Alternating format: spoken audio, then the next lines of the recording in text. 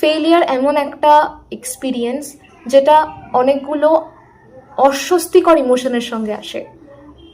রাগ, দুঃখ, ভয়, লজ্জা, ডিসঅ্যাপয়েন্টমেন্ট, এবং কনসিয়াসলি সেগুলোকে সাপ্রেস করে থাকি যাতে আমরা পারফেক্ট দেখাতে পারি নিজেকে সকলের সামনে। আমাদের ছোট থেকে ভেতরে ঢুকিয়ে দেওয়া হয় নেগেটিভ ইমোশনগুলো যখন আমরা অন্যকে দেখাই সেগুলো কিন্তু ডিসরেসপেক্টফুল, এটা আমাদের বুঝিয়ে দেওয়া হয়। যে কারণে আমরা একমাত্র সলিউশন বুঝি ওই ইমোশনগুলোকে সাপ্রেস করে নেওয়া। ইমোশন হয়, ওটা নিজেই একটা খুব কমপ্লেক্স জিনিস।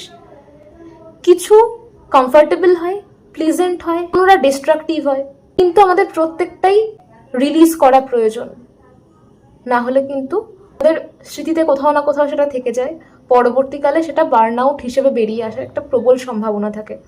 তাই সবার প্রথমে প্রয়োজন নিজে যে ইমোশনটা ফিল করছো নিজেকে সেটা প্রপারলি ফিল করতে দাও, রেগুলেট করো, নিজে বোঝার চেষ্টা করো কি ফিল করছো, নিজের অনুভূতি, নিজের কাছে কোনো লজ্জা নেই।